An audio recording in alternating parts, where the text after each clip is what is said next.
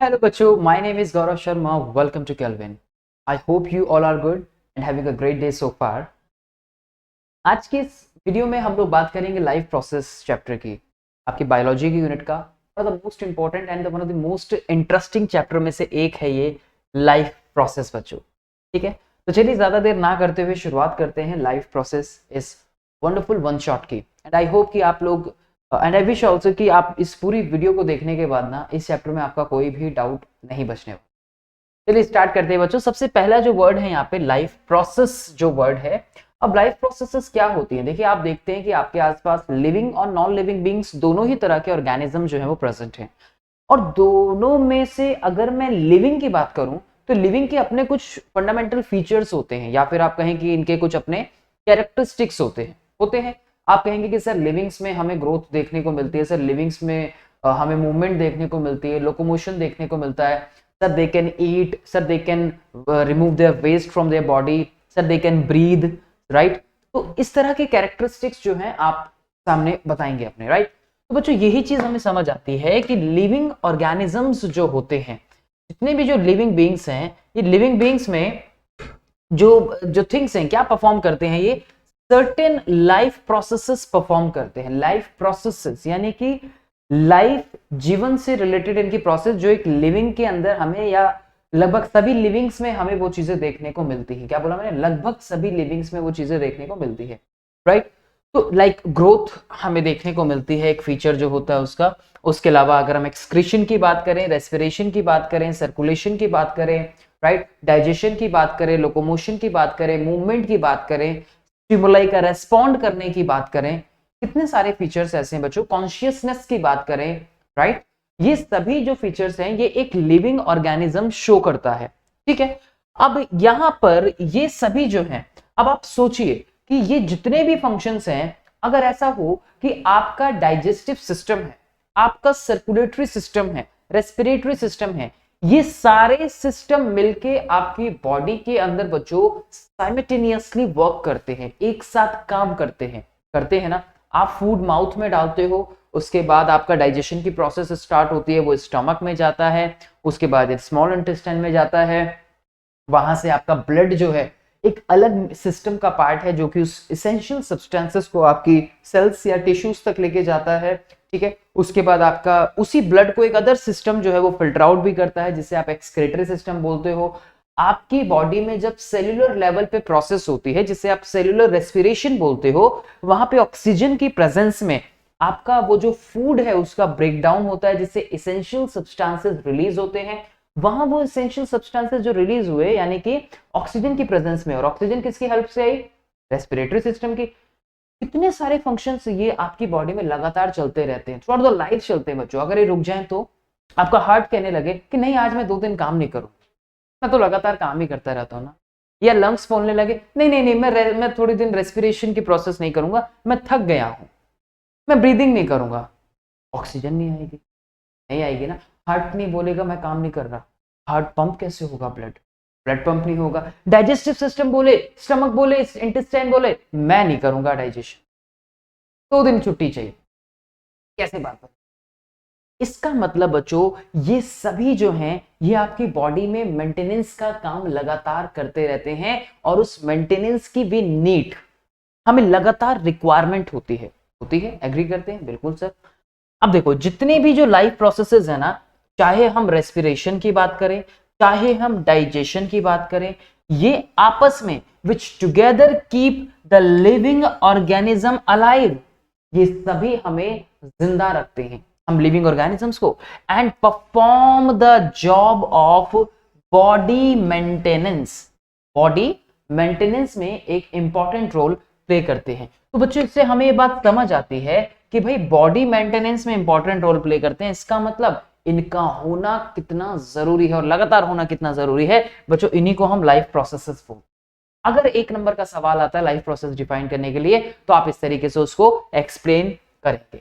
आगे चलते बच्चों, यहां कुछ इसेंशियल और पॉइंट्स हैं जो हमें नजर आते हैं कि लाइफ प्रोसेस जैसे ग्रोथ है, डाइजेशन है, रेस्पिरेशन है, सर्कुलेशन है, एक्सक्रीशन है, सभी लाइफ प्रोसेसेस हो गए। अब एक वर्ड आता है न्यूट्रिशन। देखिए जितने जो भी प्रोसेस होती है by which an organism obtain its food. एक ऐसी प्रोसेस जिससे एक ऑर्गेनिज्म, चाहे वो प्लांट हो, चाहे वो बैक्टीरिया हो, चाहे वो आप हो, वो अपना फूड जिस तरीके से ऑब्टेन करता है उसे हम न्यूट्रिशन बोलते हैं, और इसी न्यूट्रिशन से उसे एनर्जी मिलती है, राइट। अब दो तरीके से हम देखते हैं बेटा, एक हम देखते हैं न्यूट्रिशन प्लांट्स के अंदर, एक हम देखते हैं न्यूट्रिशन एनिमल्स के अंदर। आप लोग छोटी क्लास से पढ़ते आए हो कि जो ग्रीन प्लांट्स होते हैं या फिर जो प्लांट्स होते हैं, दे आर ऑटोट्रॉप्स।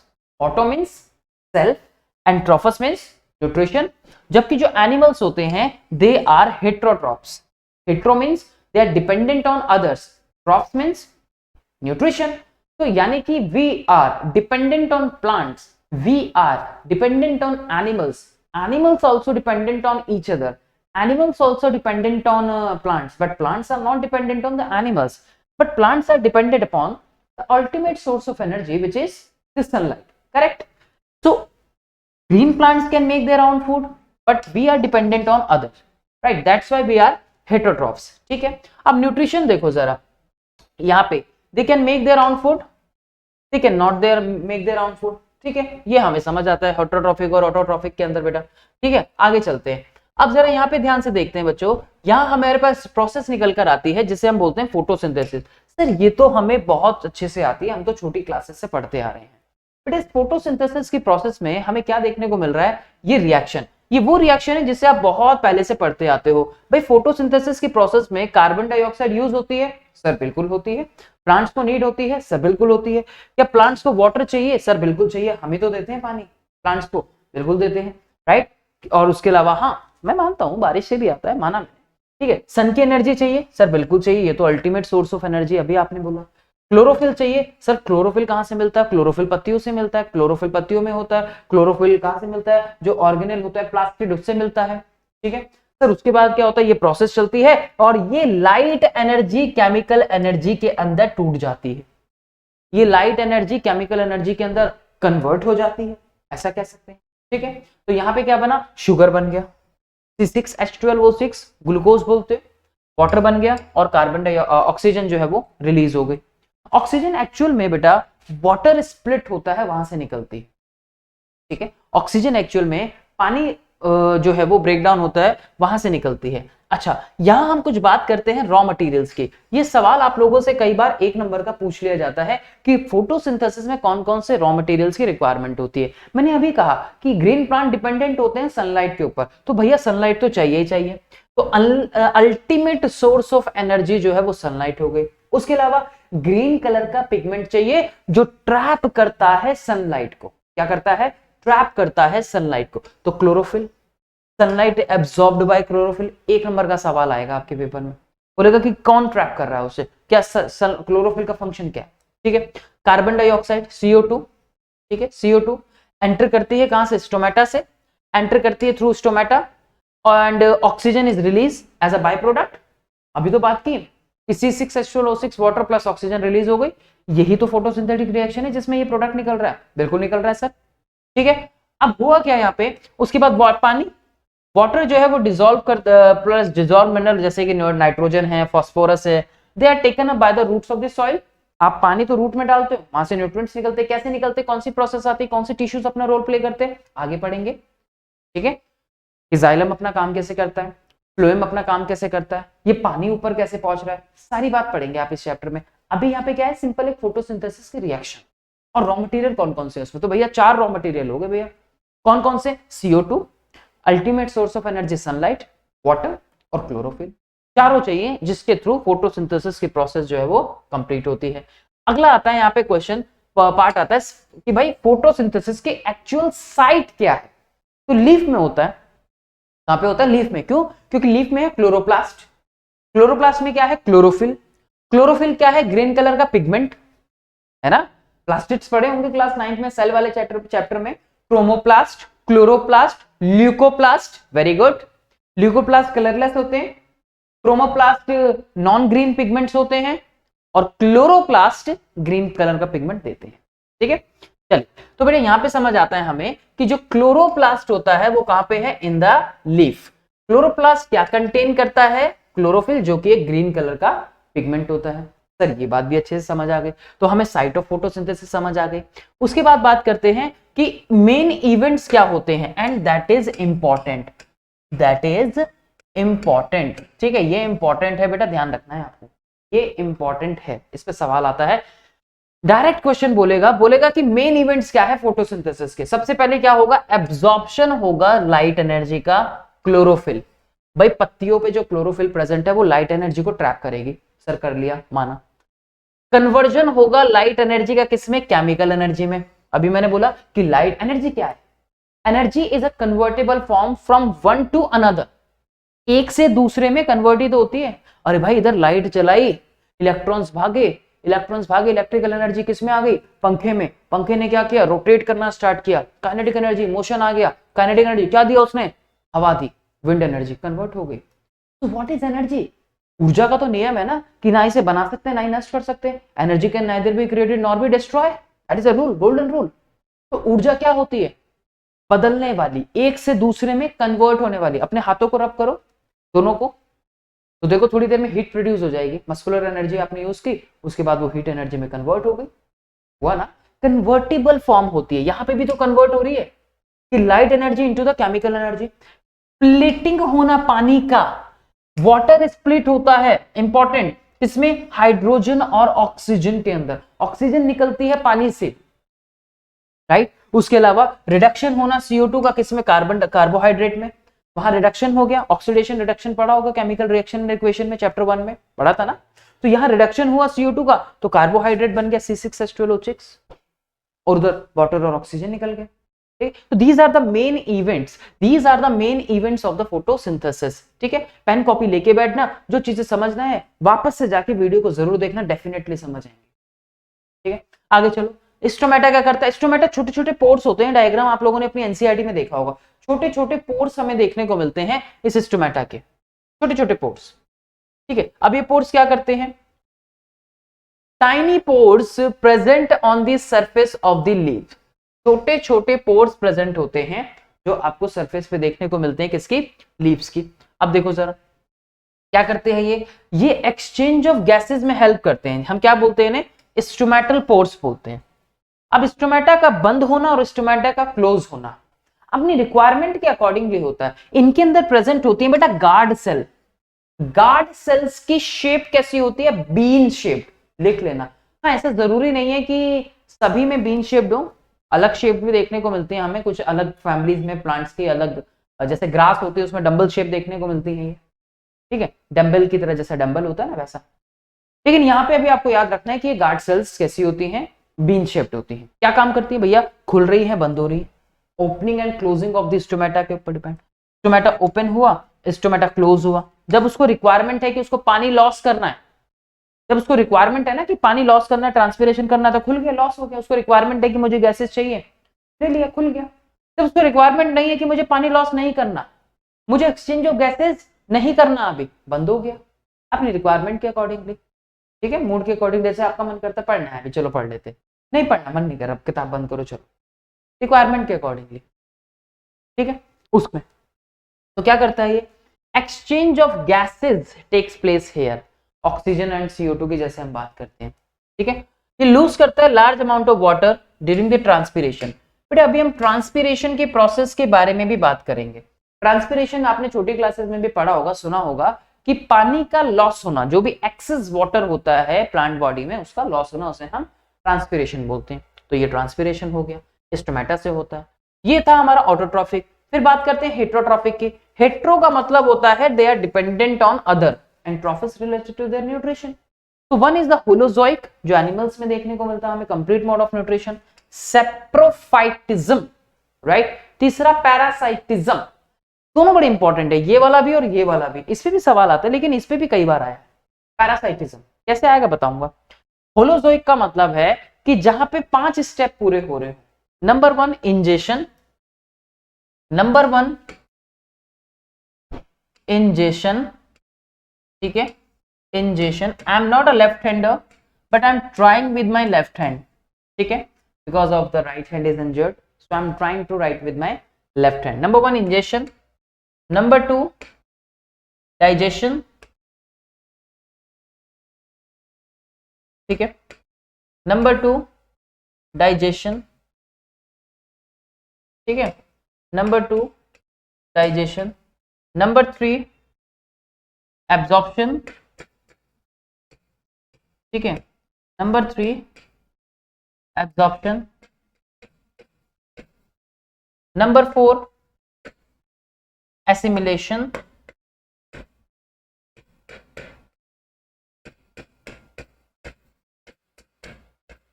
एसिमिलेशन, ठीक है।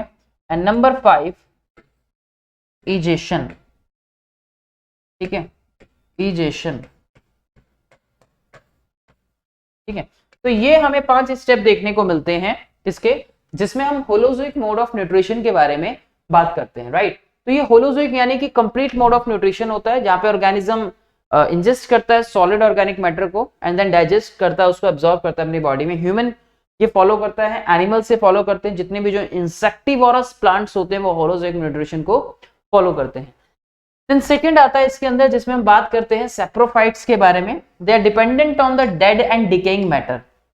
आपने फंगस देखे होंगे, सुना होगा फंगस के बारे में, आपने बैक्टीरिया कई ऐसे होते हैं, they are saprophytes in nature, they are dependent on the dead and decaying matter, right. फिर हम बात करते हैं पैरासाइट्स के बारे में। अब पैरासाइट्स दो तरह के होते हैं, ठीक है। एक होते हैं एक्सोपैरासाइट्स और एक होते हैं एंडोपैरासाइट्स, ठीक है। एक्सोपैरासाइट्स जो बॉडी के बाहर रहते हैं।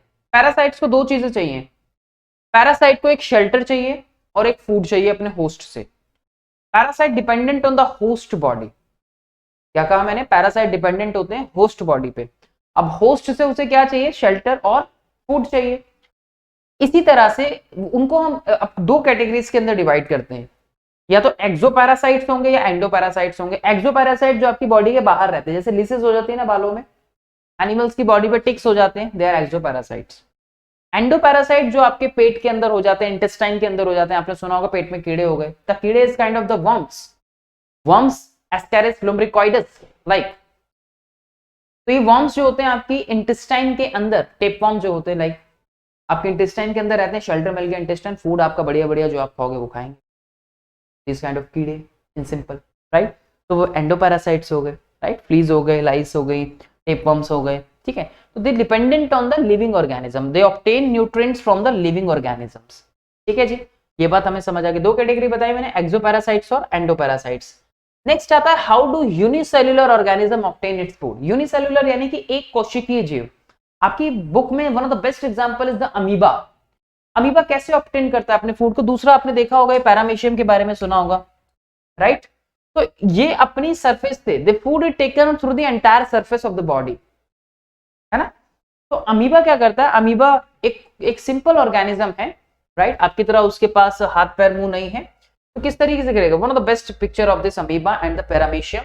यहाँ ये अमीबा एक इरेगुलर बॉडी है, ठीक है। अमीबा एक इरेगुलर बॉडी है और यहाँ पे आपको ये पैरामीशियम देखने को मिल रहा है, जिसकी बॉडी पे कई सीलिया प्रेजेंट होते हैं। क्या प्रेजेंट होते हैं? कई सीलिया प्रेजेंट होते हैं जो इसको मूवमेंट में हेल्प करते हैं, ठीक है।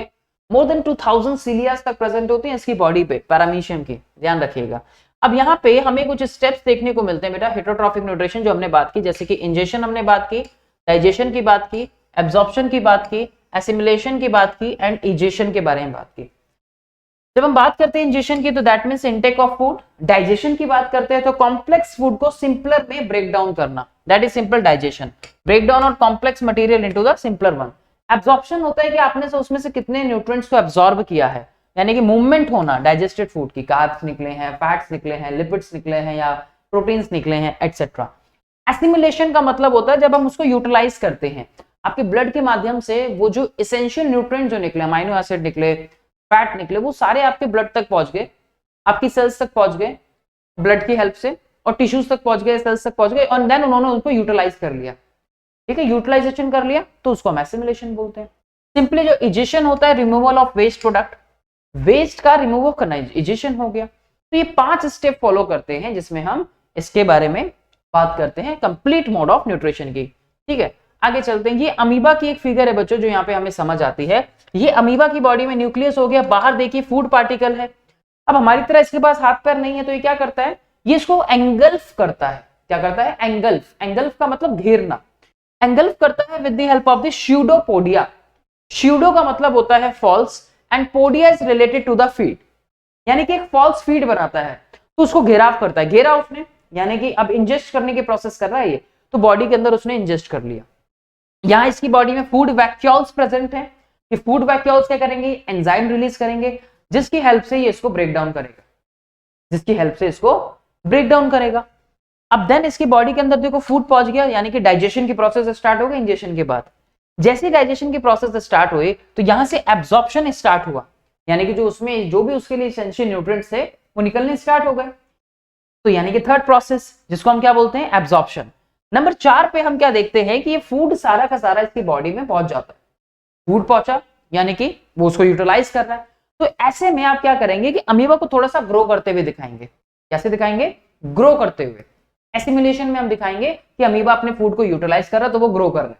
जब आप बनाएंगे तो उसको ग्रो करेंगे, यहाँ पे ग्रो करता हुआ नहीं, राइट। एंड देन बॉडी के पार्ट से वही उसने वेस्ट को रिमूव कर दिया, तो यानी कि प्रोसेस कौन सी हो गई, इजेशन। तो यहाँ पे भी एनिमल जो है ये प्रोटिस्टा जो है ये फॉलो कर रहा है किसको, एक होलोजोइक मोड ऑफ न्यूट्रिशन को। ठीक है बेटा, आगे चलते हैं। फिर बात करते हैं ह्यूमन डाइजेस्टिव सिस्टम के बारे में। वाओ, ये एक कितना ही बढ़िया डायग्राम है आपका ह्यूमन डाइजेस्टिव सिस्टम का। जब भी आप किसी सिस्टम के बारे में बात करते हैं तो उसको बनाने वाले ऑर्गन्स या के बारे में भी डिस्कस करते हैं। अब जैसे ह्यूमन डाइजेस्टिव सिस्टम है, उसको बनाता है उसका माउथ, इसोफेगस। ठीक है, माउथ हो गया, इसोफेगस हो गया, स्टमक हो गया, इंटेस्टाइन्स हो गई both large and small, and associated glands हो गई।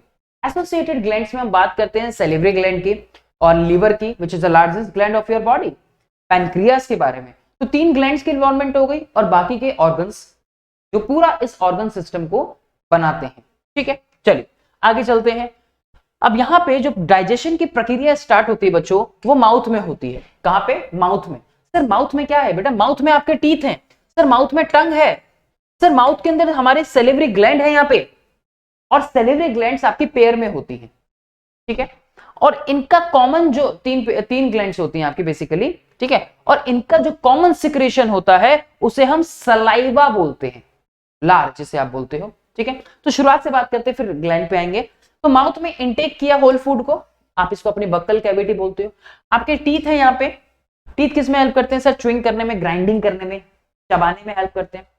उसके अलावा टंग जो है, टंग पे गस्टेटरी रिसेप्टर जो है वो प्रेजेंट होते हैं, जो आपको टेस्ट का पता लगाते हो, क्या फूड है, क्या बढ़िया फूड है। ठीक है, आपकी टंग के ऊपर गस्टेटरी रिसेप्टर्स है जो आपको बताते हैं कि कितना फूड मीठा है, कौन सा कैसा फूड है, गर्मा गर्म है, कैसा है, ठंडा है, इसके बारे में बताते हैं आपको रिसेप्टर। ठीक है, तो रोलिंग ऑफ फूड टेस्टिंग में हेल्प करता है और फूड को स्वेलो करने में यानी कि पुश डाउन करने में अपना रोल प्ले करता है। तो उनके बाद आपकी जो ग्लैंड्स होती हैं, ठीक है, ग्लैंड जो होती हैं सेलिवरी ग्लैंड्स, इनका कॉमन सिक्रेशन होता है सलाइवा। सलाइवा के अंदर होता है एंजाइम। क्या होता है, सलाइवा के अंदर क्या है, एंजाइम्स। बेटा एंजाइम्स क्या होते हैं, एंजाइम्स होते हैं जो आपकी केमिकल रिएक्शन को फास्ट बनाते हैं। क्या करते हैं, एंजाइम्स आपकी केमिकल रिएक्शंस को कई गुना फास्ट बनाते हैं, कई गुना तेज करते हैं। और इनको एंजाइम्स को आप एनसीईआरटी में एक वर्ड पढ़ोगे बेटा, जिन्हें हम किस नाम से भी जानते हैं, बायोकैटलिस्ट के नाम से भी जानते हैं। किस नाम से जानते हैं, बायोकैटलिस्ट के नाम से भी जानते हैं। बायो का मतलब living and catalyst is like जो रिएक्शन को थोड़ा सा फास्ट करे। ठीक है, प्रोटीनेशियस नेचर होता है इनका। तो यहां जो माउथ के अंदर एंजाइम आता है उसे बोलते हैं सेलिवरी अमाइलेज। क्या बोलते हैं उसे, सेलिवरी अमाइलेज। एज, जब वर्ड के पीछे एज आ रहा है ना, समझ जाना वहां एंजाइम के बारे में बात हो रही है। तो एक कॉम्प्लेक्स शुगर को सिंपल शुगर में ब्रेक डाउन करने में अपना रोल प्ले करता है। फिर उनके बाद हम बात करते हैं आगे इसोफेगस में। अब इसोफेगस एक फूड पाइप हो गया, आपका लॉन्ग ट्यूब हो गई। यहाँ पे कोई डाइजेशन नहीं होता, ये सिंपल फूड को पुश करने में नीचे लेके जाता है, राइट। यहाँ एक मूवमेंट होती है जिसमें आपकी मसल्स ये कॉन्ट्रैक्ट करती हैं और वापस एक्सपेंशन देखने को मिलता है। इस मूवमेंट को हम पेरिस्टाल्सिस या पेरिस्टाल्टिक मूवमेंट का नाम देते हैं। ठीक है, नाम याद रखना, सवाल पूछ जाता है कि जो डाइजेशन की प्रोसेस तो नहीं हो रही लेकिन यहाँ पे फूड आसानी से मूव कर पा रहा है, और इस प्रोसेस को हम लोग क्या नाम देते हैं। तो सिंपली इस मूवमेंट को क्या नाम देते हैं, जहाँ पे कॉन्ट्रैक्शन और एक्सपेंशन देखने को मिल रहा है मसल का, तो that simply is called the peristaltic movement. ठीक है, फिर आपका जे shape structure, bag like structure आपका स्टमक के अंदर पहुंचा। ठीक है, स्टमक के पार्ट्स को हम यहाँ पे डिस्कस नहीं करते, डायरेक्टली प्रोसेस को डिस्कस करते हैं। ठीक है, तो उसके अलावा यहाँ पे गैस्ट्रिक ग्लैंड्स प्रेजेंट होती हैं आपके स्टमक में, और ये जो गैस्ट्रिक ग्लैंड्स होती हैं ये क्या करती हैं कि गैस्ट्रिक ग्लैंड सिक्रेट करती हैं गैस्ट्रिक जूस को। किसे सिक्रेट करती हैं? गैस्ट्रिक जूस को। अब इस गैस्ट्रिक जूस के अंदर क्या होता है? इंपॉर्टेंट सब्सटेंस है, जैसे कि one of the most important HCl। HCl आपके स्टमक में फूड को एसिडिक बनाता है, आपके जर्म्स जितने होते हैं फूड को, उस फूड में उसको किल करने में हेल्प करता है, एसिडिक मीडियम प्रोवाइड कराता है, जिसकी वजह से पेप्सिन एक एंजाइम होता है जो वर्क कर पाता है। आई रिपीट कि HCl गैस्ट्रिक जूस में है, HCl ने एसिडिक मीडियम दिया, जर्म्स को किल किया आपके फूड के अंदर जो है, और एसिडिक मीडियम प्रोवाइड कराया। एसिडिक मीडियम प्रोवाइड कराने से ये जो पेप्सिन है वो अपना काम कर पाया और इसने प्रोटीन का ब्रेक डाउन किया। एंड आपसे सवाल यहां पे पूछा जाता है कि what is the role of pepsin in your stomach? तो that breaks down proteins into the simpler one. ठीक है, म्यूकस मेम्ब्रेन होती है, म्यूकस मेम्ब्रेन प्रोटेक्शन देने का काम करती है, इनर लाइनिंग होती है स्टमक। ठीक है, ये तीन चीज हो गई जो हमें स्टमक में देखने को मिली। आगे चलते हैं स्मॉल इंटेस्टाइन में। स्मॉल इंटेस्टाइन क्या करती है? इंटेस्टिनल एंजाइम्स मिलते हैं। इंटेस्टिनल एंजाइम्स क्या करते हैं? इन कार्बोहाइड्रेट्स को सिंपल ग्लूकोज के अंदर ब्रेक करना, कन्वर्ट करना, कन्वर्ट होगा, डायरेक्टली कन्वर्ट होता चला जाएगा। फैट्स को फैटी एसिड और ग्लिसरॉल में कन्वर्ट करना, प्रोटीन्स को अमाइनो एसिड्स में कन्वर्ट करना, सिंपलर फॉर्म है आपके फूड की। राइट। उसके बाद ये रिसीव करती है सिक्रेशन जो आपकी बाकी की दो ग्लैंड्स हैं, जैसे कि लीवर और pancreas. That is ultra important, यहां से सवाल लगभग हर साल ही पूछा जाता है, ऐसा मानिए। Ultra important, very important. Liver क्या करता है? लीवर सिक्रेट करता है बाइल जूस को, बिलिरुबिन, बिलिवर्डिन। पैनक्रियाज क्या करती है? सिक्रेट करती है पैनक्रियाटिक जूस को, जिसके अंदर एंजाइम्स होते हैं, ट्रिप्सिन और लाइपेज। ये आपके फर्दर प्रोसेस को आगे बढ़ाते हैं। ठीक है, ट्रिप्सिन जो होता है, ट्रिप्सिन प्रोटीन्स को पेप्टोन्स में कन्वर्ट करता है, और जो लाइपेज होते हैं ये क्या करते हैं? ये इमल्सिफाई करते हैं फैट को फैटी एसिड और ग्लिसरॉल में। सर ग्लिसरॉल क्या होते हैं? That is a simpler form of fat, ऐसा समझिए। ठीक है, तो और जो आपका बाइल जूस होता है, ये बाइल जूस क्या करता है? ये इमल्सिफिकेशन में ही हेल्प करता है, जिसमें जो लार्ज फैट के ग्लोब्यूल्स होते हैं वो स्मॉल फैट के ग्लोब्यूल्स के अंदर ब्रेक डाउन हो जाते हैं। बड़े बड़े मॉलिक्यूल्स हैं फैट के, हमें क्या करना है?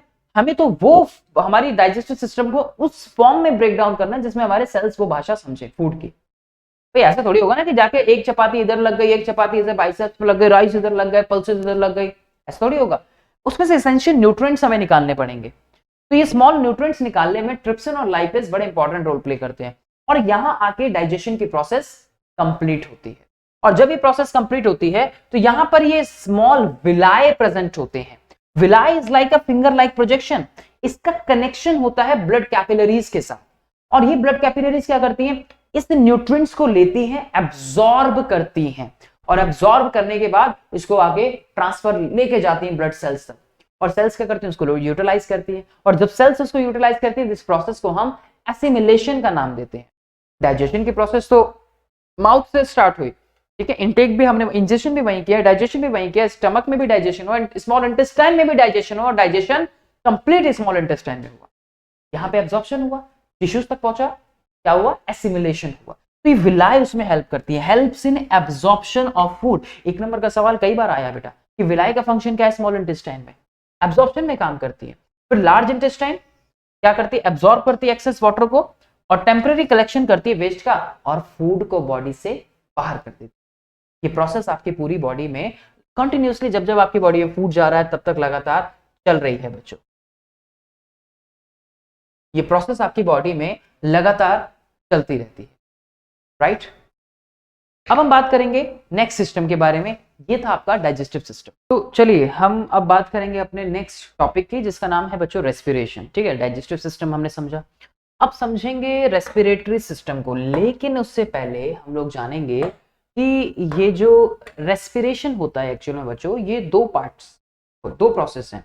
ठीक है, एक में हम लोग बात करते हैं प्रोसेस ब्रीदिंग के बारे में, इसके बारे में एक प्रोसेस में हम लोग पढ़ते हैं किसे? ब्रीदिंग को। ठीक है जी, और दूसरी में हम लोग बात करते हैं किसकी? सेल्यूलर रेस्पिरेशन के बारे में। किसके बारे में? सेल्यूलर रेस्पिरेशन के बारे में। ठीक है, तो ब्रीदिंग का मतलब नॉर्मल गैसेस एक्सचेंज हो गया, ब्रीदिंग का मतलब नॉर्मल गैसेस एक्सचेंज हो गया। ठीक है, और सेल्यूलर रेस्पिरेशन का मतलब जहां पे सेल्यूलर लेवल पे पहुंच के ऑक्सीजन की प्रेजेंस में वो काम हो रहा हो, ठीक है, या एनर्जी बन रही हो, राइट। तो दो प्रोसेस मैं बोल रहा हूं, एक मैं कह रहा हूं कि एक प्रोसेस हम लोग पढ़ रहे हैं किसके बारे में, ब्रीदिंग के बारे में, ठीक है जी। और दूसरी जो हम लोग पढ़ रहे हैं वो हम पढ़ रहे हैं सेल्यूलर रेस्पिरेशन। ब्रीदिंग में जनरली जब हम बोल रहे हैं तो हम कहते हैं कि गैसियस एक्सचेंज होना, आप CO2 इन कर रहे हो, O2 आउट कर रहे हो, O2 इन कर रहे हो, CO2 आउट कर रहे हो, राइट। और उसके अलावा आपका जो सेल्यूलर लेवल पे प्रोसेस चल रही है वो अलग है, ठीक है, वो एकदम अलग है। अब आप देख सकते हैं यहाँ पे नेजल कैविटी है, फेरिंग्स है, ट्रिकिया है, लैरिंग्स है, लेफ्ट लंग है, राइट लंग है, right. These are the complete our digestive, जो हमारा रेस्पिरेटरी सिस्टम है उसको ये रिप्रेजेंट करता है।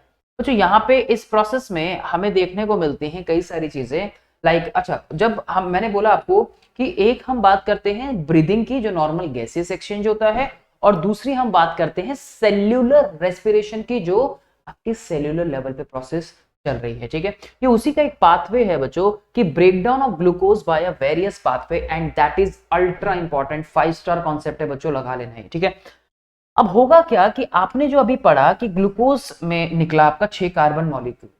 अब ये जो 6 कार्बन मॉलिक्यूल है ये कहां पहुंचा, ये पहुंचा आपके साइटोप्लाज्म में। साइटोप्लाज्म में कहां, सेल के अंदर यानी कि, ठीक है। साइटोप्लाज्म में इसका फर्दर ब्रेकडाउन हुआ ग्लूकोज का, एक 3 कार्बन मॉलिक्यूल जिसे हमने पायरुवेट का नाम दिया। कितने में, 3 कार्बन मॉलिक्यूल जिसे हमने पायरुवेट बोला। अब यहां कुछ प्रोसेस होती है, एक तो होगी इन द प्रेजेंस ऑफ ऑक्सीजन, और जैसे कुछ होंगे इन द एब्सेंस ऑफ ऑक्सीजन, ठीक है बच्चों। इसे हम एरोबिक और एनएरोबिक रेस्पिरेशन के नाम से जानते हैं। क्या बोला मैंने, एरोबिक, एरोबिक का मतलब इन the presence of oxygen, and anaerobic in the absence of oxygen. Very good, ठीक है।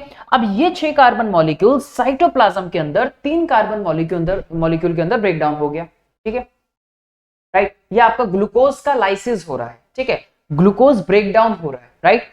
अब फर्दर ये ग्लूकोज जो है ब्रेकडाउन होगा, क्योंकि अल्टीमेटली आपको क्या चाहिए, आपको चाहिए एनर्जी, आपकी सेल्स को क्या चाहिए, एनर्जी चाहिए, ठीक है। एनर्जी किस फॉर्म में निकलती है अभी उसके बारे में भी हम यहाँ पे बात करेंगे। तो सबसे पहले अगर मैं देखूं कि इन द एब्सेंस ऑफ ऑक्सीजन हमें क्या क्या कंडीशन देखने को मिलते हैं, जो जैसे हमें यीस्ट में देखने को मिल रहा है, एक यूनिसेल्युलर फंगस, राइट। आपने छोटी क्लासेस में फर्मेंटेशन के प्रोसेस के बारे में भी बात की होगी।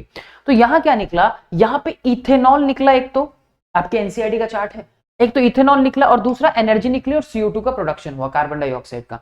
लेकिन यहां जो एनर्जी निकलती है ना, ये एनर्जी कैसे निकलती है, ये बहुत कम फॉर्म में निकलती है, 2 ATP मॉलिक्यूल, इस तरीके से, मतलब एनर्जी बहुत कम निकलती है जब हम एब्सेंस ऑफ ऑक्सीजन की बात करते हैं।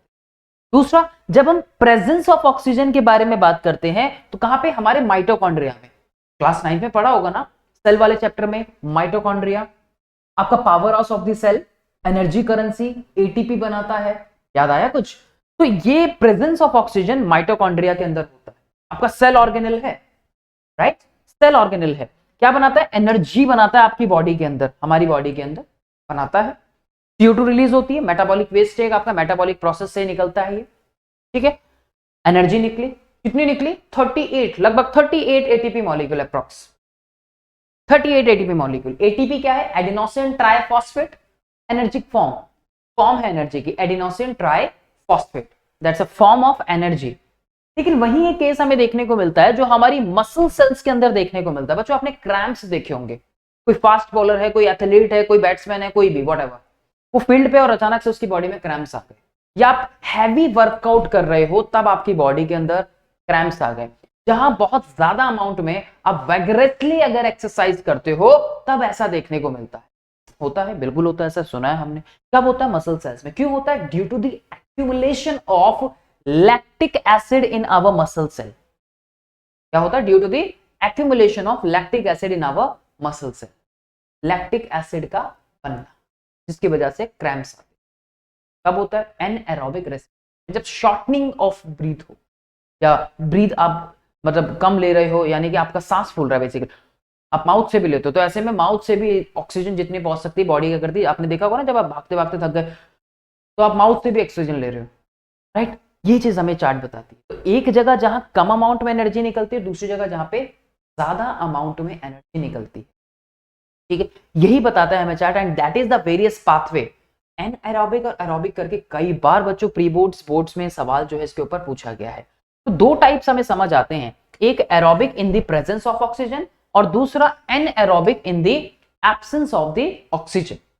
ठीक है, जो हमने मसल सेल्स में देखा, जो हमने यीस्ट के अंदर देखा, ये प्रोसेस हमने माइटोकॉन्ड्रिया के अंदर बात की, राइट। इस तरीके से हम इसको देखते हैं। ये डिफरेंस है, बहुत ज्यादा इंपॉर्टेंट है बच्चों, ध्यान रखना।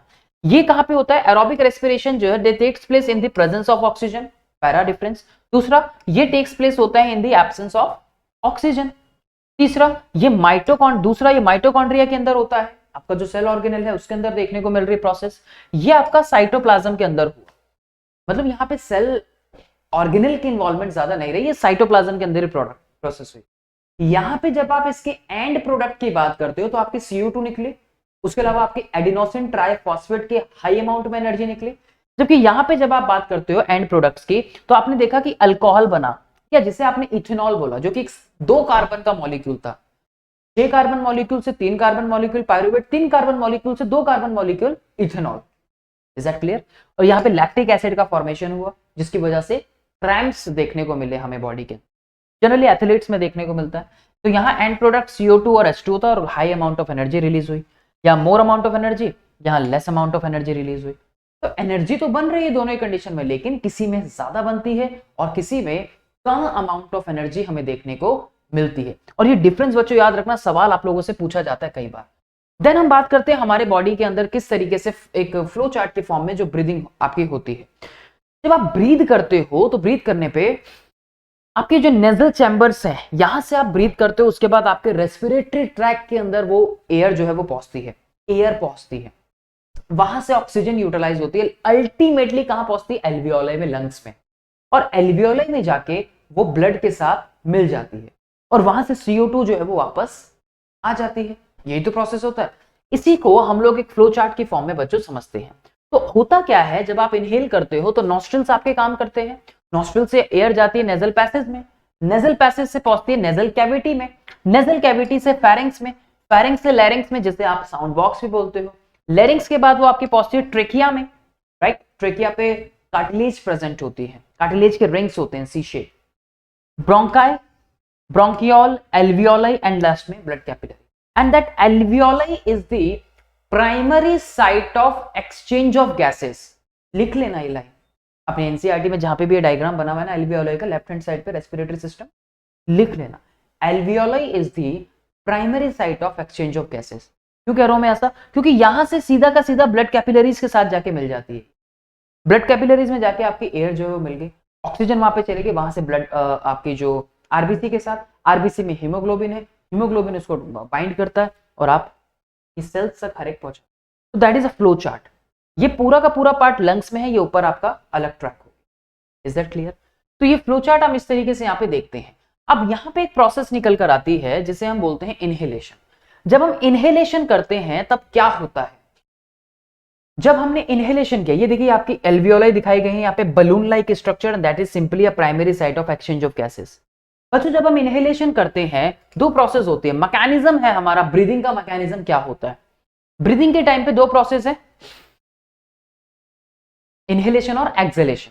इनहेलेशन में जब हम इनहेलेशन करते हैं तो जो हमारी चेस्ट कैविटी है या जो हम थोरासिस कैविटी है क्या करती है, एक्सपेंड करती है। इनहेल करो, क्या करके, एक्सपेंड करके। ऐसे में जो रिब्स होती है हमारी बॉडी में, जो रिब्स होते हैं, रिब्स क्या होती है, बॉन्स है सिंपली।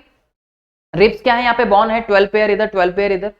रिब्स आपके लंग्स को प्रोटेक्शन देने का काम कर रही है। रिब्स क्या करती है, रिब्स ऊपर की तरफ आ जाती है। आपने इनहेल किया, टच करो, रिब्स जो है कैसे आगे, ऊपर की तरफ आ गई, टच करके रखो, रिब्स नीचे चली गई, राइट। Ribs lift up. और डायफ्राम जो एक आपका जो ट्यूब लाइक स्ट्रक्चर है, डायफ्राम सिंपली यहाँ पे, ठीक है। डायफ्राम एक सेपरेशन का काम करता है थोरासिस कैविटी और एब्डोमेन के बीच में, ध्यान रखिएगा। तो डायफ्राम ने क्या किया, ये रहा, ये देखो जरा डायफ्राम की शेप देखो बच्चों, यहाँ पे डायफ्राम की शेप देखेंगे आप इस डायग्राम में। ये देखो इनहेल कर रहे हो, रिब्स कैसे जा रही है, ये रिब्स है आपकी और ये लंग्स हो गए अंदर, ठीक है। ये डायफ्राम हो गया। डायफ्राम है सिंपल ट्यूब। डायफ्राम कैसा हो जाता है, फ्लैट हो जाता है शेप में।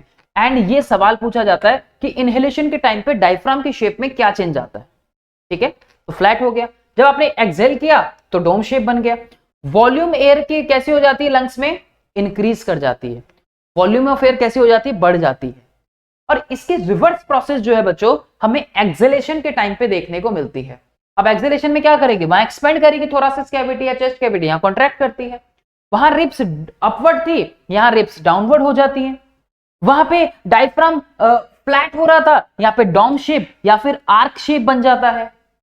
वहां पे वॉल्यूम ऑफ लंग्स इंक्रीज हो रही थी, लेकिन जब आपने सांस छोड़ा, एक्सहेल किया, तो वॉल्यूम ऑफ लंग्स जो है वो डिक्रीज हो गई। क्यों? क्योंकि एयर जो है वो एग्जिट कर रही है आपके लंग्स से, इसलिए वॉल्यूम पे क्या इंपैक्ट पड़ा वो हमें देखने को मिला।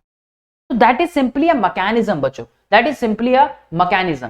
देन टेरेस्ट्रियल ऑर्गेनिज्म और एक्वेटिक ऑर्गेनिज्म में डिफरेंस पूछ लेते हैं कि दोनों में क्या डिफरेंस है एक्सहेल करने का और इनहेल के पर टाइम पे। यहां पे ये यूज करते हैं एटमॉस्फेरिक ऑक्सीजन को, रेस्पिरेशन के हमें कोई प्रॉब्लम नहीं होती। अब यहां पे लेकिन जब हम बात करते हैं एक्वेटिक ऑर्गेनिज्म की जो पानी में रहते हैं, वो डिसॉल्व्ड ऑक्सीजन को यूज करते हैं डिसॉल्व फॉर्म में। इसीलिए आपने देखा है कि जो एक्वेटिक ऑर्गेनिज्म होते हैं they breathe faster as compare to the terrestrial organisms. कैसे करते हैं? Breathe faster as compare to terrestrial organism. क्यों? क्योंकि उनको ये सवाल आता है बेटा, ध्यान रखना कि why aquatic organism breathe faster as compare to terrestrial organism. Because ये कैसे यूज करते हैं? They use dissolved oxygen for respiration. क्या करते हैं? डिसॉल्व्ड ऑक्सीजन को यूज करते हैं रेस्पिरेशन के लिए, इसलिए दे ब्रीथ फास्टर। ठीक है, चलिए तो अब हम बात करते हैं हमारे नेक्स्ट कॉन्सेप्ट की बच्चों। ठीक है, चलिए तो अब रेस्पिरेशन के बाद बात करते हैं बच्चों सर्कुलेटरी सिस्टम की, एक और इंपॉर्टेंट टॉपिक और मजेदार कॉन्सेप्ट। ठीक है, तो सर्कुलेटरी सिस्टम की जब हम बात करते हैं तो हमारे पास सर्कुलेटरी सिस्टम कौन सा है हमारा, जिसमें हम बात करते हैं ट्रांसपोर्टेशन प्रोसेस के बारे में। सर्कुलेटरी सिस्टम किस पार्ट से मिलके बन रहा है? सर्कुलेटरी सिस्टम मिलके बनता है आपके हार्ट एक ऑर्गन से, आपके ब्लड वेसल्स जो होती हैं, उसके अलावा जिसमें आप आर्टरीज वेन्स की बात करते हैं, आपका जो फ्लूइड होता है जिसमें आप ब्लड की बात करते हैं, connective tissue is a special fluid connective tissue. आप लिम्फ के बारे में बात करते हैं जिसे आप टिश्यू फ्लूइड के नाम से भी जानते हैं। ठीक है, तो चलिए ये सारे पार्ट हम इसके अंदर करेंगे। तो भाई जो ह्यूमन बीइंग है, ह्यूमन बीइंग की तरह बाकी के भी जो मल्टी सेल्यूलर ऑर्गेनिजम्स होते हैं, they need a regular supply of two things, the one is food and the other one is oxygen. बच्चों हम प्लांट्स हो, हम हो या कोई अदर एनिमल हो, हम सभी को एक रेगुलर इंटरवल पे सप्लाई चाहिए या रेगुलरली कॉन्स्टेंटली हमें सप्लाई चाहिए ऑक्सीजन की। आप खुद सोचिए, आप 5 मिनट ऑक्सीजन के बिना रह सकते हैं? बिल्कुल भी नहीं सर, मुश्किल हो जाएगी। ठीक है, हाँ आप कुछ टाइम पीरियड के लिए, टेम्पररी टाइम पीरियड के लिए आप ऑक्सीजन को होल्ड कर सकते हो, आप सांस को होल्ड कर सकते हो। ठीक है, लेकिन आप कंटिन्यूसली ऐसा नहीं कर सकते। आपको रेगुलर सप्लाई फूड की चाहिए, आपको रेगुलर सप्लाई ऑक्सीजन की चाहिए, तो इंपॉर्टेंट चीज है, राइट। तो इसी फंक्शन को परफॉर्म करता है हमारा सर्कुलेटरी सिस्टम, जो चीजों को सर्कुलेट करे पूरी बॉडी में। अब आपका हार्ट उस सर्कुलेटरी सिस्टम में हेल्प करता है, ठीक है, आपकी ब्लड वेसल्स उसमें हेल्प करती हैं, आपका फ्लूइड कनेक्टिव टिश्यू ब्लड उसमें हेल्प करता है, आपका लिम्फ एक टिश्यू फ्लूइड वो भी उसमें सपोर्ट करता है। तो चलिए इसी को हम स्टार्ट करते हैं बच्चों, ज्यादा देर ना करते हुए। ठीक है, अब ये देखिए, ये क्या है? आपके सर्कुलेटरी सिस्टम का एक पार्ट है ह्यूमन हार्ट। क्या आप जानते हैं कि आपका जो हार्ट होता है वो एक सेंट्रली लोकेटेड होता है बच्चों। आपकी बॉडी में जो आपका हार्ट होता है वो सेंट्रली लोकेटेड होता है, और कहां पे टिल्ट होता है? Tilted towards the left side, right, tilted towards the left side. आपके हार्ट का एक लोअर रीजन होता है जिसे हम बोलते हैं एपेक्स। ये एपेक्स स्लाइटली टिल्टेड होता है लेफ्ट की तरफ, इसलिए हमें अपीयर होता है, ऐसा ऐसा फील होता है कि हमारा हार्ट जो है वो कहां पे है? लेफ्ट साइड है। लेकिन एक्चुअल में आपका जो हार्ट है वो सेंट्रली लोकेटेड होता है आपके थोरासिक कैविटी में, उसके साथ साथ एक क्लेंच्ड फिस्ट के समान उसका साइज होता है। ठीक है जी, चलिए आगे बात करते हैं बच्चों। आर्टरीज और वेन्स का जाल आपकी पूरी बॉडी के अंदर होता है।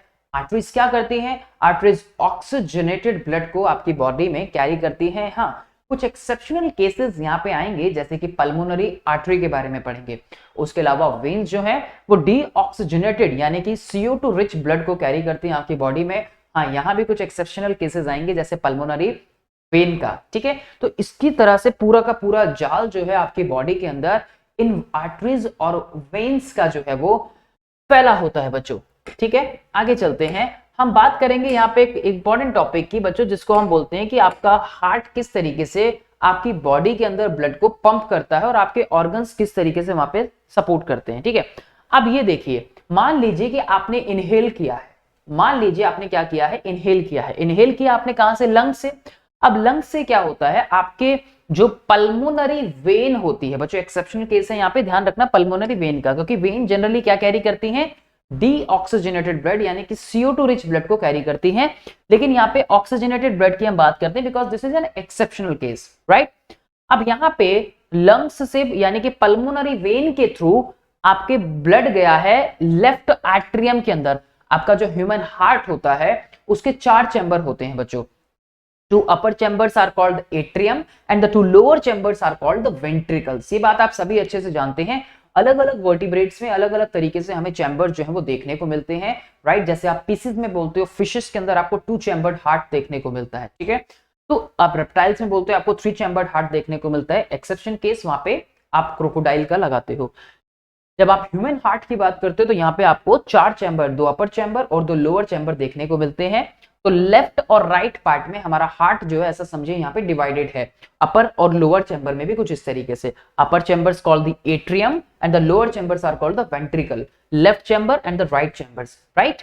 तो जैसे पल्मोनरी वेन से लेफ्ट एट्रियम के अंदर आपका ब्लड गया है तो यहाँ क्या हुआ, यहाँ पे आपके ब्लड, आपके हार्ट में वॉल्व्स प्रेजेंट होती हैं, वॉल्व्स डक्ट की तरह हैं, वॉल्व्स ओपन होती हैं, वॉल्व्स क्लोज होती हैं, ठीक है।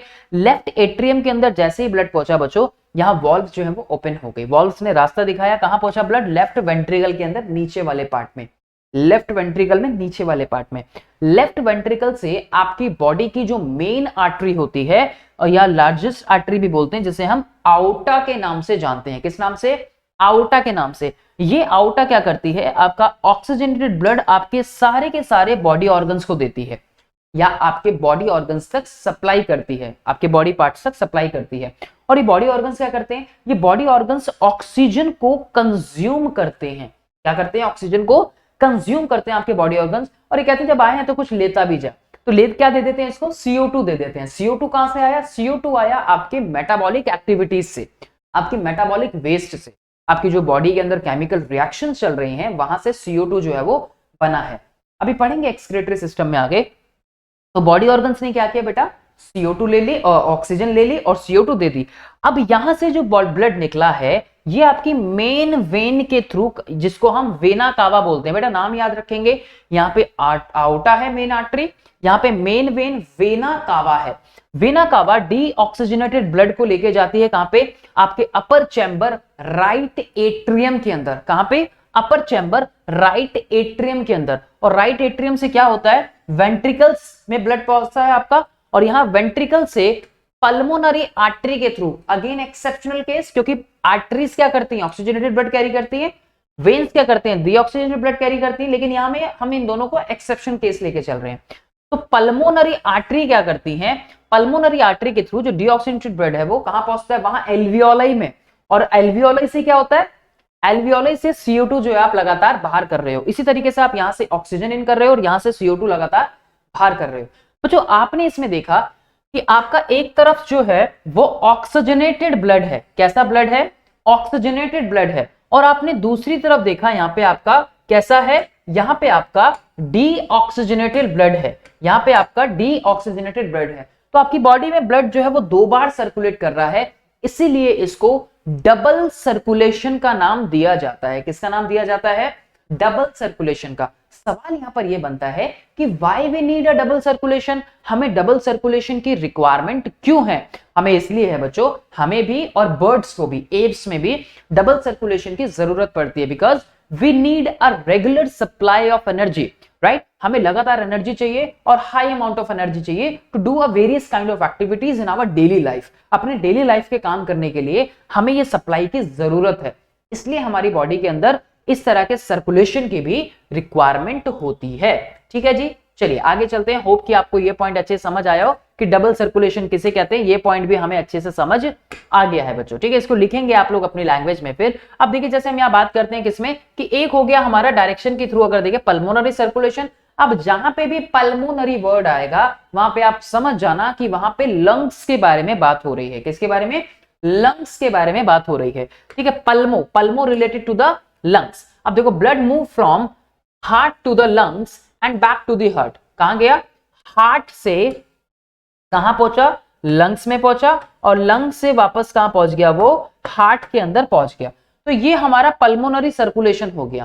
ठीक है, जरा ध्यान से देखो, आया डीऑक्सीजनेटेड ब्लड आपका, देखो कहां पहुंचा, हार्ट से लंग्स में पहुंचा और लंग्स से वापस जो है वो हार्ट में आ जाएगा। ठीक है, तो दैट इज पल्मोनरी सर्कुलेशन। उसके बाद एक होता है सिस्टमैटिक सर्कुलेशन।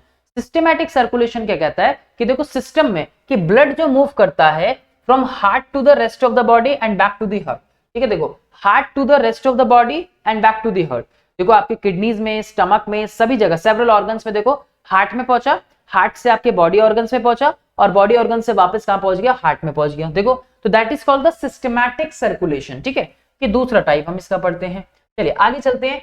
अब ये हमारे पास समझ में आता है हमें कि जब हम ब्लड की बात करते हैं, ब्लड कैसा है, फ्लूइड कनेक्टिव टिश्यू है। कनेक्टिव टिश्यूज तो आपकी बॉडी में और भी है, जैसे बोन है, बोन भी तो एक कनेक्टिव टिश्यूज के अंदर आता है। आपकी जो कार्टिलेज है वो भी एक कनेक्टिव टिश्यूज के अंदर आती है। ठीक है, तो यहां हम बात करते हैं फ्लूइड कनेक्टिव टिश्यू के बारे में, जैसे कि ब्लड कॉर्पस्कल है आपकी, या आरबीसीज होती हैं जिनके अंदर, और उसके अलावा आपकी जो लिक्विड कंपोनेंट्स में प्लाज्मा आता है। तो आपकी RBC, red blood cells, blood platelets हो गई और डब्ल्यूबीसी हो गई।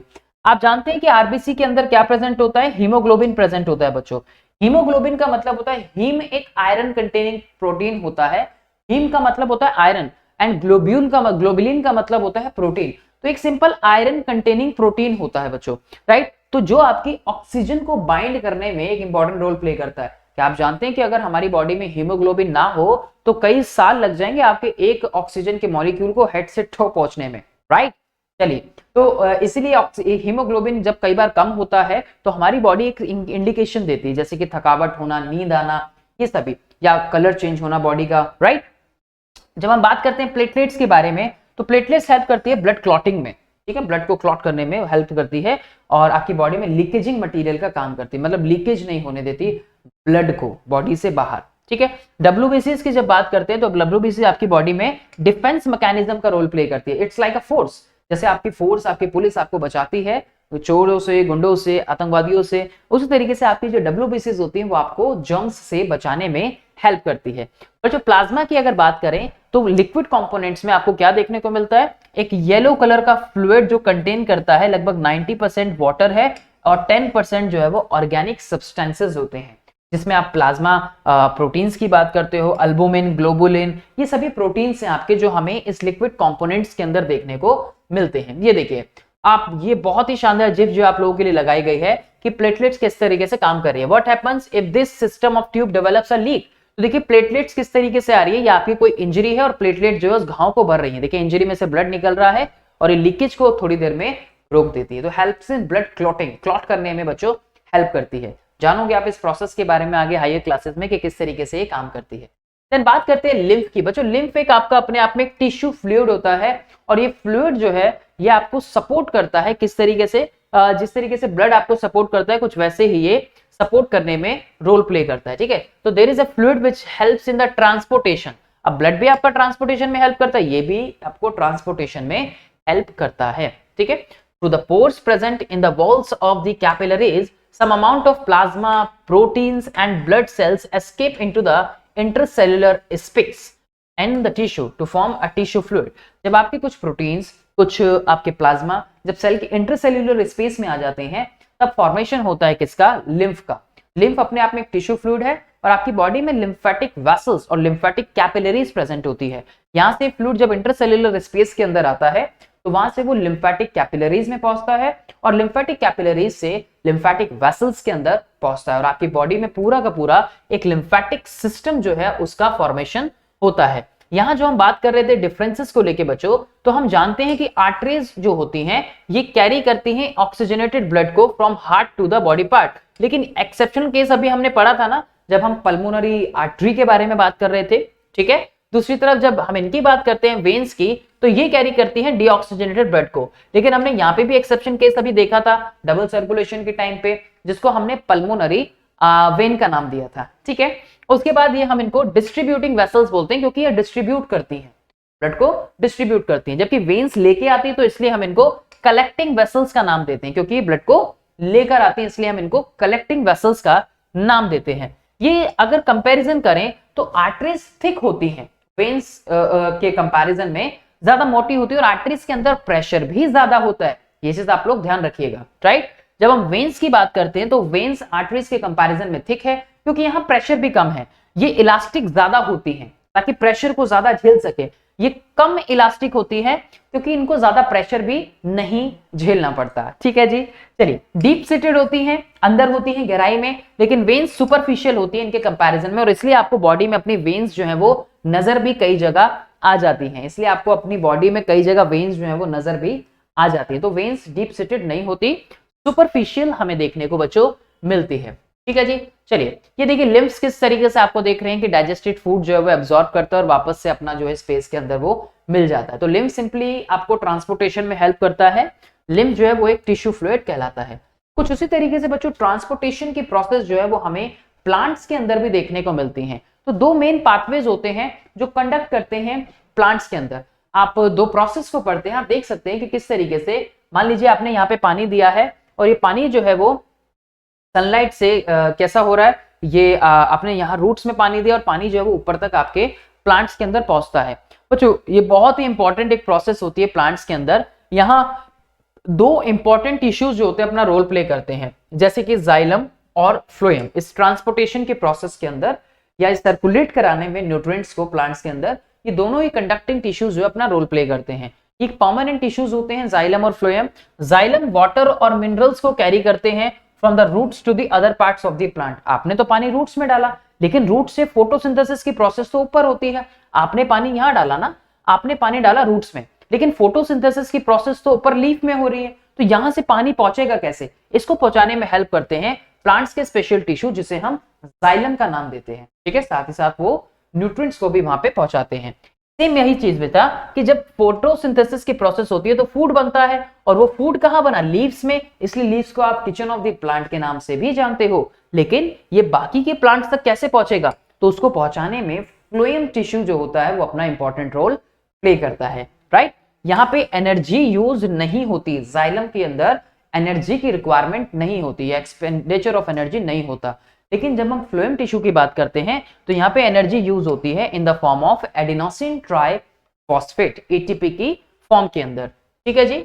ये देखिए जरा, ये एक प्रोसेस है ट्रांसपिरेशन की। जब प्लांट फोटोसिंथेसिस की प्रोसेस में लगभग 2 से 5% पानी ही यूज करते हैं, लगभग 2 से 5% पानी ही यूज करते हैं, और बाकी का जो पानी होता है वो क्या हो जाता है? वो इवेपोरेट हो जाता है। क्या हो जाता है? वो इवेपोरेट हो जाता है। बच्चों इस प्रोसेस को हम ट्रांसपिरेशन का नाम देते हैं, जिसकी वजह से प्लांट के अंदर वाटर का जो टेबल है या वाटर की जो रेगुलेशन है या वाटर का जो अमाउंट है वो भी बैलेंस रहता है। तो transpiration is the process of loss of water as a vapour from the aerial parts of the plant.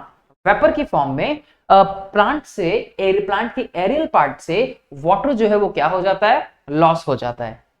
ठीक है, आप देख सकते हैं कि एसेंशियल पानी जो है वो यूटिलाइज करेंगे प्लांट्स, और यूटिलाइज करने के बाद जो बाकी बचेंगे वो पुल।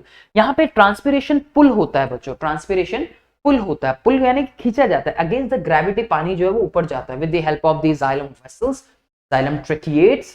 ठीक है, ध्यान रखना है आपको। अब यहाँ देखिए ट्रांसपिरेशन ये दिखाया गया आपको किस तरीके से कि पानी जो है ऊपर की तरफ जा रहा है, वाटर इवेपोरेट हो रहा है, कहां से? From the leaf surfaces. चलिए नेक्स्ट प्रोसेस जो हम बात करते हैं यहाँ पे, ये देखिए ये आपको दिखाया गया है कि किस तरीके से पानी जो है वो धीरे धीरे ऊपर पहुंच रहा है, धीरे धीरे ऊपर जो है वो पहुंच रहा है। यहाँ पे आपने दिया और ऊपर की तरफ ये पानी पहुंचेगा against the gravity. Next process आती है बेटा कि जो फूड है हमारा, transport of soluble products from the photosynthesis is called the translocation. अब देखो फूड कहां पे बना है? फूड तो ऊपर बना है ना। जो इसेंशियल सब्सटेंसेस हैं, जो भोजन है, वो तो ऊपर लीफ में बना, लेकिन वो क्या हुआ? उसकी लोकेशन चेंज हुई। बच्चों ध्यान से देखना कि ये जो प्रोसेस होती है ना, ये यूनिडायरेक्शनल होती है, ये वन वे प्रोसेस होती है, ये यूनिडायरेक्शनल प्रोसेस होती है। कैसी होती है? यूनिडायरेक्शनल प्रोसेस होती है ये। ठीक है, यूनिडायरेक्शनल प्रोसेस होती है ये।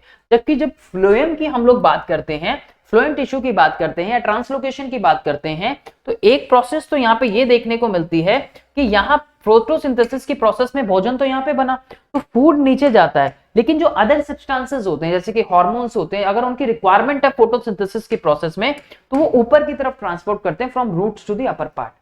राइट, लेकिन जाइलम अपना काम एक ही डायरेक्शन में करता है, तो वो यूनिडायरेक्शनल प्रोसेस होती है। और ये बाई डायरेक्शनल प्रोसेस हमें देखने को मिलती है। कैसी होती है? बाई डायरेक्शनल प्रोसेस जो है वो हमें देखने को मिलती है। ठीक है, बाई डायरेक्शनल प्रोसेस हमें देखने को मिलती है। ठीक है, ये देखिए कुछ इस तरीके से। ठीक है, जाइलम जो है वो आपको दिखाता है कि ये यूनिडायरेक्शनल वन वे प्रोसेस है, वन वे ओनली। ठीक है, और ये जो है ये टू वे प्रोसेस होती है। इसेंशियल सेल्स जो होती हैं या अदर जो इंपॉर्टेंट सब्सटेंसेस होते हैं वो आपके ऊपर की तरफ और नीचे की तरफ दोनों तरफ ही ट्रांसफर होते हैं। देखो फूड तो ऊपर बना, फूड ऊपर से नीचे आया, तो एक प्रोसेस तो वो हो गई। और जो इसेंशियल सब्सटेंसेस या अदर सब्सटेंसेस जो रूट में प्रेजेंट है वो नीचे से ऊपर की तरफ भी ट्रांसपोर्ट होते हैं। ठीक है, तो जाइलम ये ऐसा टिश्यू दिखता है, जो स्लाइड्स आप देखोगे तो ऐसी दिखेंगे एक्चुअल में इन टिश्यूज की। और इनके बारे में आप लोगों ने क्लास 9th में भी बच्चों पढ़ा होगा, जाइलम और फ्लोएम के बारे में। तो ये सिंपल दो प्रोसेस होती है, इससे दो प्रोसेस निकलती है, एक ट्रांसपिरेशन और एक ट्रांसलोकेशन। ट्रांसलोकेशन फ्लोएम की हेल्प से, ट्रांसपिरेशन जाइलम टिश्यू की हेल्प से देखने को मिलती है। जाइलम में एनर्जी का एक्सपेंडिचर नहीं होता, जबकि फ्लोएम जो है वो एक्सपेंडिचर ऑफ एनर्जी करता है। दूसरी तरफ एक यूनिडायरेक्शनल प्रोसेस होती है जो जाइलम में देखने को मिलती है, और बाई डायरेक्शनल यानी कि टू वे प्रोसेस होती है या मूवमेंट होती है जो हमें फ्लोएम में देखने को मिलती है। चलिए, तो अब बात करते हैं आगे के कॉन्सेप्ट की, जिसमें हम डील करेंगे एक्सक्रीटरी सिस्टम को। चलिए, तो अब बात करते हैं अपने अगले टॉपिक की, जिसमें हम लोग बात करेंगे बच्चों एक्सक्रीटरी सिस्टम के बारे में। चलिए, एक्सक्रीटरी सिस्टम की बात करते हैं बच्चों, हमारा अगला टॉपिक है।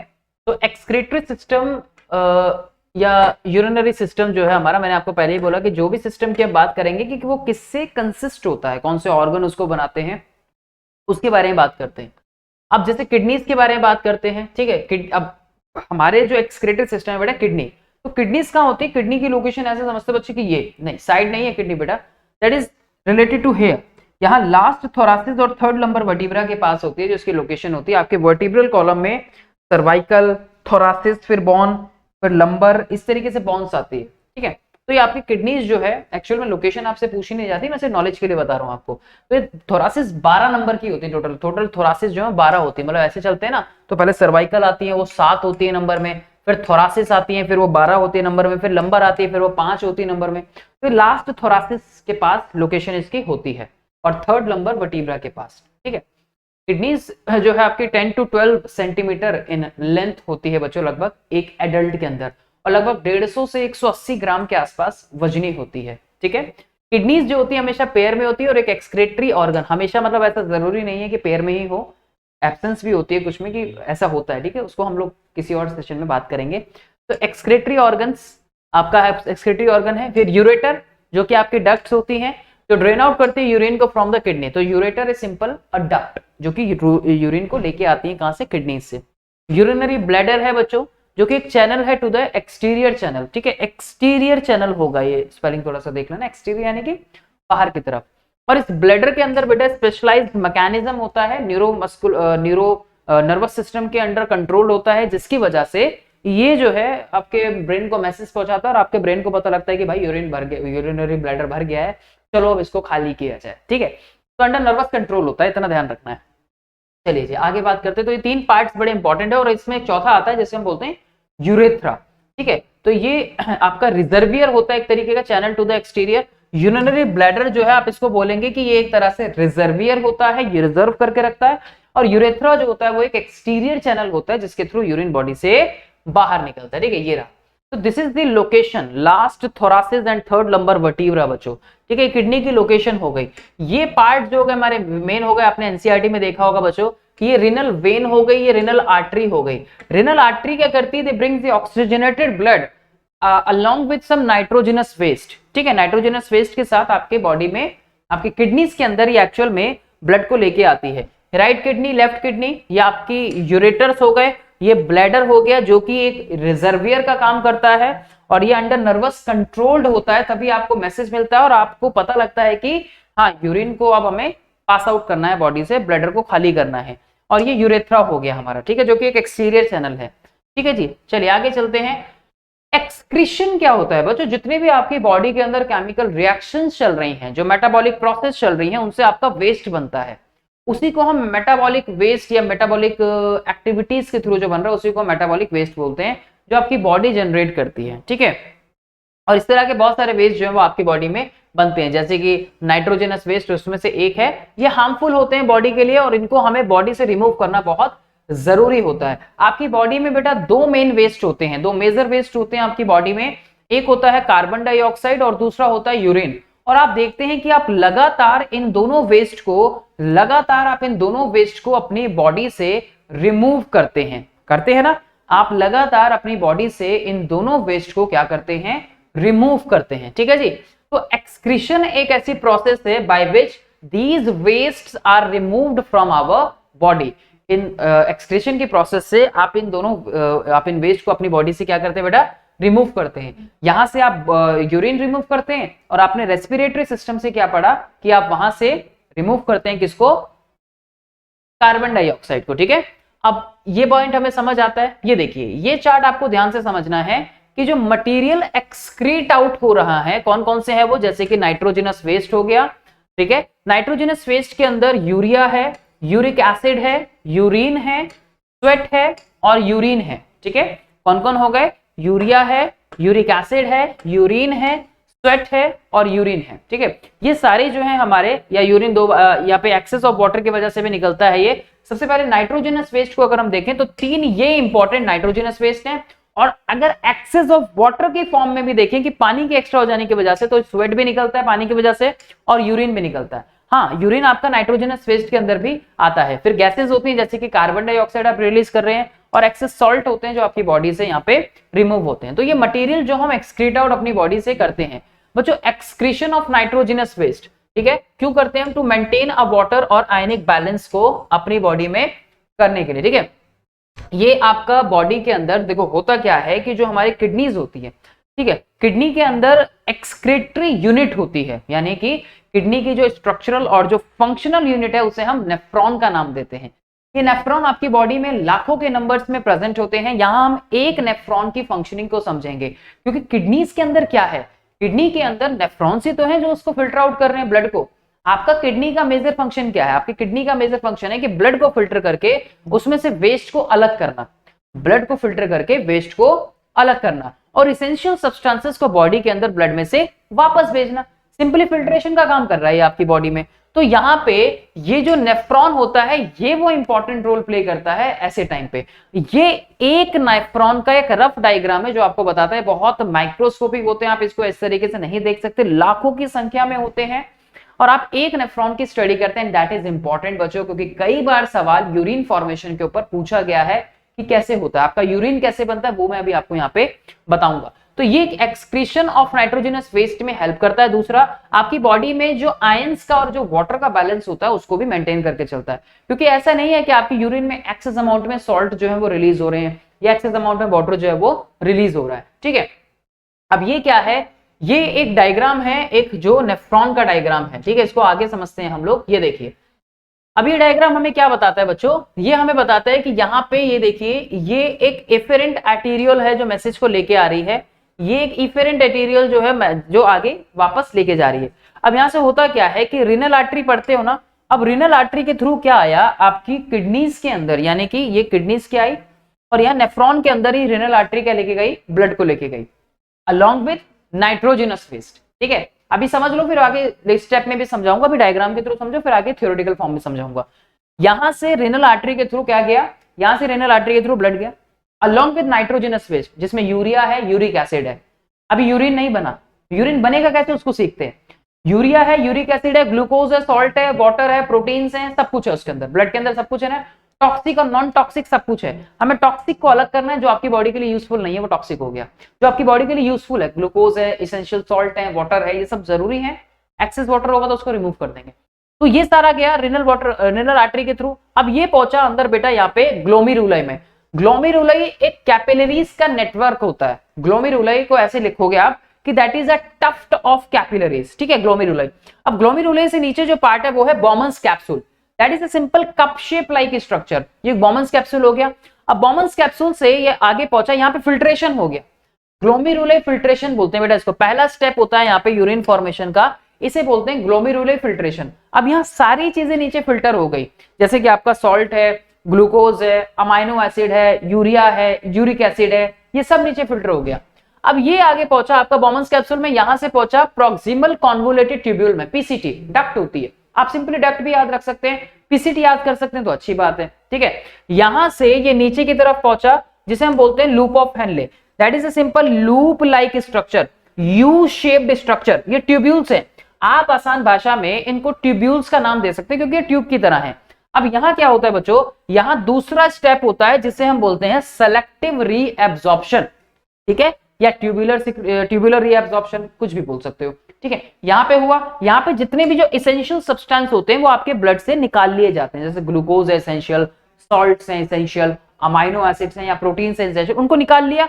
लेकिन जो एक्सेस अमाउंट में है, जैसा सॉल्ट कई एक्सेस अमाउंट में हो सकते हैं, वाटर कई एक्सेस अमाउंट में हो सकते हैं, या फिर मान लो जो यूरिया है, जो यूरिक एसिड है, वो जरूरत नहीं है हमें, वो टॉक्सिक हो सकते हैं बॉडी के लिए, तो उसको आगे भेजा जाता है। अब वो आगे पहुंचते हैं यहाँ पे डीसीटी के अंदर, ठीक है, डीसीटी में, डिस्टल कॉन्वोल्यूटेड ट्यूबल में, यहाँ एक्चुअल में यूरिन का बनना जो है वो प्रोसेस आपकी होती है, यहाँ पे बना। और जितने भी जो इसेंशियल सब्सटेंसेस थे वो रेनल वेन के थ्रू, यानी कि जो फिल्ट्रेट ब्लड होता है, ये देखो ब्लड कैपिलरीज चल रही है बेटा, ये रेड रेड जो है ब्लड कैपिलरीज चल रही है, साथ में ये ब्लड का प्रेशर बना रही है, ब्लड का प्रेशर मेंटेन कर रही है, ठीक है। ये गई आगे, गई और ये आगे जाके आपका जो इसेंशियल सब्सटेंसेस हैं ये आपकी बॉडी के अंदर वापस चले गए, जितने भी जो इसेंशियल सब्सटेंसेस हैं वो बॉडी के अंदर आगे जाके चले गए, और जो नॉन इसेंशियल थे वो यूरिन बन गए, और यूरिन बन के कहां पे आ गए, कलेक्टिंग डक्ट में, बेटा इसको बोलते हैं सिक्रेशन, तीसरा स्टेप। तो 3 स्टेप में यूरिन का फॉर्मेशन होता है, पहला ग्लोमेरुलर फिल्ट्रेशन, दूसरा ट्यूबुलर रीअब्जॉर्प्शन और तीसरा सिक्रेशन। कलेक्टिंग डक्ट का जो कनेक्शन होता है बेटा, कलेक्टिंग डक्ट का कनेक्शन होता है किसके साथ, आगे यूरेटर के साथ, और यूरेटर क्या पे, ब्लैडर के साथ, और ब्लैडर आगे यूरेथ्रा, तो ये आगे वहां पे जाके छन गया, ठीक है। अब जरा इसको समझते हैं और आसान भाषा में, और ठीक है, ये वही डायग्राम है जो मैं आपको बता रहा हूं, ठीक है। देखो जरा, तो 3 स्टेप में हमें समझना है बेटा, यहाँ पे आप लिखोगे कैसे इसको, पहला स्टेप ग्लोमेरुलर फिल्ट्रेशन, पहला स्टेप क्या होता है इसमें, जितने भी जो नाइट्रोजनस वेस्ट होते हैं जैसे कि ग्लूकोज है, वाटर है, अमाइनो एसिड है, they filter from the blood into the Bowman's capsule of the nephron. तो वो जो बॉमन्स कैप्सूल था ना वो फिल्टर होके यहाँ पे आ गए, सारे फिल्टर होके, पहला स्टेप पढ़ा था ना हमने, यहाँ पे आ गए बॉमन्स कैप्सूल में। अब बॉमन्स कैप्सूल में क्या हुआ, ट्यूबुलर नीचे पहुंचा वो हेनले लूप में, लूप ऑफ हेनले में अभी देखा था ना आपने, लूप ऑफ हेनले में पहुंचा, वहां पे क्या हुआ, ट्यूबुलर रीएब्जॉर्ब किया, किसको, जो भी यूजफुल सब्सटेंसेस थे हमारे फिल्ट्रेट से उसको रीअब्सॉर्ब किया, और वापस उसको भेजा कैपिलरीज के थ्रू, ठीक है, वापस उसको भेजा कैपिलरीज के थ्रू। तो दूसरा स्टेप हो गया ट्यूबुलर। तीसरा हुआ सिक्रेशन। सिक्रेशन में क्या हुआ, जितना भी जो यूरिया था, एक्स्ट्रा वाटर था और जो सॉल्ट थे वो सिक्रीट हो गए कहां पे, ट्यूब्यूल्स के अंदर सिक्रीट हो गए, और वो ओपन हुआ कहां पे जाके, आगे जाके कलेक्टिंग डक्ट में, अभी पढ़ी थी ना कलेक्टिंग डक्ट, जितने भी जो ये थे, ये देखो जरा यहाँ पे, ये थे ना कलेक्टिंग डक्ट, यहाँ पे जाके मिल गए सारे कलेक्टिंग डक्ट में, ठीक है। यहाँ पे हुई वो प्रोसेस सेलेक्टिव रीअब्जॉर्प्शन, इस रीजन के अंदर हुई, ठीक है। अब वो सारे आगे जाके मिल गए, तो सॉल्ट अब आगे जाके वो कौन से मिले, जो इसेंशियल सब्सटेंस नहीं थे वो आगे जाके यूरेटर में चले गए, बदल गए, यूरिन बन गया, that is the formation of urine. 3 step आपको याद रखने हैं, ठीक है, 3 स्टेप्स के अंदर, ठीक है जी। आगे चलते हैं। अब कई बार क्या होता है कि कुछ लोग ऐसे होते हैं जिनकी किडनीज जो है फंक्शन नहीं करती, राइट, तो वी हैव नाउ, अब आज के टाइम पे हमारे पास क्या है, डायलिसिस की प्रोसेस होती है, ठीक है, डायलिसिस के थ्रू, जिसको हम हीमोडायलिसिस बोलते हैं, फिल्ट्रेशन करना, तो ये प्रोसेस है, हीम का मतलब जो ब्लड को यहाँ पे रिप्रेजेंट करना, डायलिसिस एक प्रोसेस होती है, that is the process of purifying blood bye an artificial kidney. तो ये एक आर्टिफिशियल एक मशीन के थ्रू बच्चों, एक आर्टिफिशियल मशीन के थ्रू इसको ब्लड को फिल्टर किया जाता है। It means for the kidney failure patient, जो पेशेंट की किडनी फेल हो जाती है या फंक्शन ठीक तरीके से नहीं करती, उनके अंदर ये प्रोसेस जो है, उनके साथ ये प्रोसेस की जाती है, बट दैट इज नॉट हमेशा के लिए हम इसके ऊपर डिपेंडेंट रह पाए, ऐसा नहीं होता, क्योंकि बहुत लीथल है, हानिकारक है, मतलब धीरे धीरे आदमी जो है वो मतलब अल्टीमेटली डेथ तो है ही, लेकिन आपके पास या तो ट्रांसप्लांट ऑप्शन है या फिर आप इसके ऊपर कितने ज्यादा जिंदा रह सकते हैं वो डिपेंड करता है, ठीक है। डाइट बहुत मेंटेन करके रखनी पड़ती है, ज्यादा पानी नहीं पी सकते, सॉल्ट आप ज्यादा नहीं लोगे, प्रोटीन डाइट आप ज्यादा नहीं ले सकते, बहुत बाउंडेशन होती है बच्चों इसके अंदर, तो इसलिए इन पेशेंट्स को बहुत ज्यादा सर्वाइव करने में प्रॉब्लम होती है, ठीक है, और मेंटली भी आदमी जो है वैसे कंडीशन में थोड़ा ब्रेक हो जाता है। देन हम बात करते हैं एक्सक्रीशन इन प्लांट्स के अंदर ह्यूमन के बाद, तो उसमें आप ह्यूमन में वो 3 स्टेप पढ़ेंगे और नेफ्रॉन के फंक्शन के बारे में ध्यान रखेंगे। प्लांट्स में एक्सक्रीशन होता है, यस सर होता है। प्लांट्स क्या करते हैं, plants use different strategies for excretion of different products. For example oxygen है और जो CO2 होती है वो डिफ्यूज होती है थ्रू द स्टोमेटा। आपको याद होगा अभी हमने थोड़ी देर पहले बात की थी बच्चों किसके बारे में, जब स्टोमेटा के फंक्शंस पढ़े थे, याद है ना, guard cells, stomata, tiny pores, तो ऑक्सीजन और कार्बन डाइऑक्साइड डिफ्यूज होती है किसके थ्रू? स्टोमेटा के थ्रू। जो भी एक्सेस वाटर होता है वो रिमूव होता है by the process of transpiration, ये भी एक तरह का वेस्ट है, ठीक है। ऑक्सीजन जो रिलीज हो रही है, कार्बन डाइऑक्साइड जो रिलीज हो रही है, ये भी एक वेस्ट है जब वो रिलीज कर रहा है। Plants even lose some of their old parts like the old leaves remove करते हैं, बार्क जो होती है ट्री की वो रिमूव करते हैं, ये भी तो एक्सक्रीशन का एक पार्ट है, रिमूव कर रहे हैं, बिल्कुल कर रहे हैं। कुछ अदर वेस्ट प्रोडक्ट्स होते हैं जैसे कि रेजिन्स होते हैं, गम्स होते हैं, ये ओल्ड जाइलम सेल्स में से रिलीज होते हैं बेटा, which can also be lost by the plants। तो यानी कि अल्टीमेटली गैसेस आप बोल सकते हो प्लांट एक्सीड आउट करते हैं, आप वाटर बोल सकते हो एक्सेस जो ट्रांसपिरेशन के प्रोसेस के थ्रू हुआ, ओल्ड लीव्स होती हैं और बार्क्स होती है, रेजिन्स होते हैं, गम्स होते हैं, ठीक है। Plants also secrete some waste substance into the soil as well around them, कई न्यूट्रिएंट्स एसेंशियल जो एक्सक्रीट आउट करते हैं वो नॉन एसेंशियल न्यूट्रिएंट्स वगैरह, तो वो उनकी जरूरत नहीं होती, एक्सेस अमाउंट में होते हैं, वो भी सॉइल के थ्रू जो है वो रिमूव आउट कर देते हैं। राइट बच्चों, आई होप कि ये पॉइंट आप लोगों को ये चैप्टर जो अच्छे से समझ आया हो बच्चों। अगर आपको समझ आया हो तो इसको लाइक करें और कमेंट सेक्शन में जरूर बताएं हमें कि आपको ये वीडियो कैसे लगी, वन शॉट आपको कैसा लगा। आऊंगा कुछ और नए कॉन्सेप्ट्स के साथ, कुछ और क्वेश्चंस के साथ आप लोगों के लिए, तब तक इसको लाइक करें, कमेंट सेक्शन में अपना प्यार दें और बच्चों जिससे कि हम आपके साथ और एनर्जी के साथ काम अच्छे से कर सकें। अभी के लिए इतना ही, मिलूंगा नेक्स्ट वीडियो में। Thanks for watching.